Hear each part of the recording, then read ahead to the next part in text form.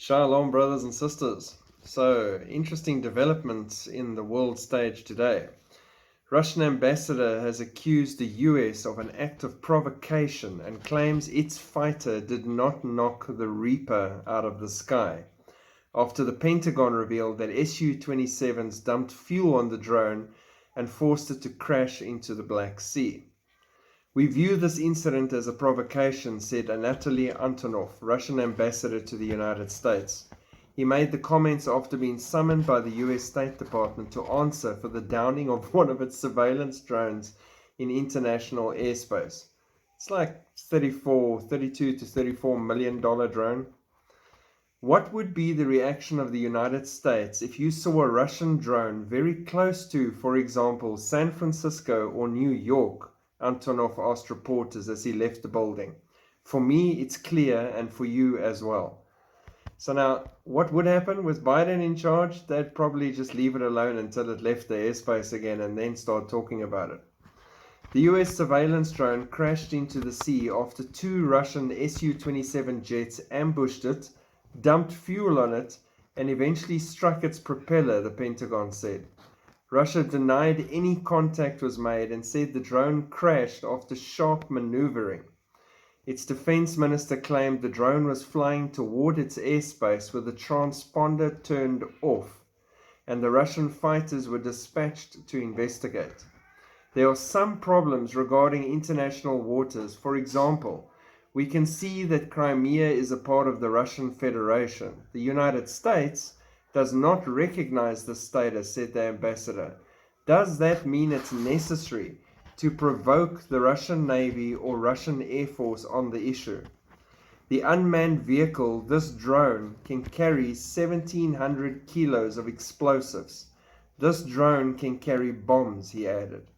US officials said the drone was downed early on Tuesday after unsafe and unprofessional intercept in international airspace by the Su-27 fighter jets. They said the Russian jets flew around and in front of the drone several times for 30 to 40 minutes. Pentagon officials said the Russian fighters harassed the drone by dumping fuel on it before one Su-27 clipped the propeller of the $32 million drone, forcing it down over the Black Sea in a total loss of the unmanned aircraft.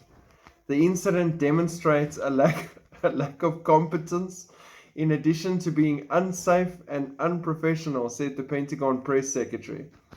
In a statement, though, Russia's defense ministry denied colliding with the US drone, saying that an American aircraft went into an uncontrolled flight due to sharp maneuvering.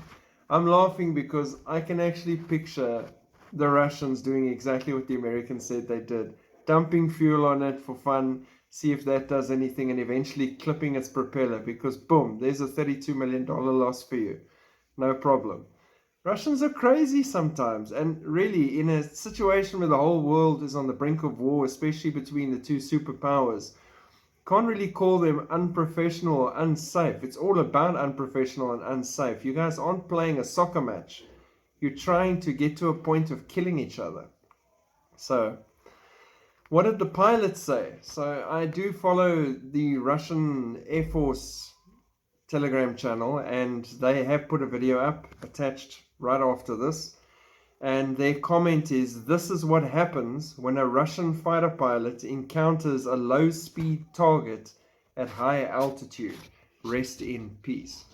That's why I say, I honestly do think they probably clipped its propeller after a while to send it down and achieve their mission. But yeah, big tension now about all of this, and they do have a valid point of if something came this close to a normal country, you would react immediately and get rid of it, especially if it has the potential to carry bombs and weapons into your airspace. And why is the transponder switched off? That's the other thing immediately that would make me wary and take it down before it comes too close. That being said, with the balloon incident and everything, we know Biden would probably have left it alone or adopted it, who knows? So, yeah, interesting. Tensions keep ramping up towards the war that we know is coming. But we have no fear because we are bouncing soon. God bless. Keep looking up. Video follows. Shalom.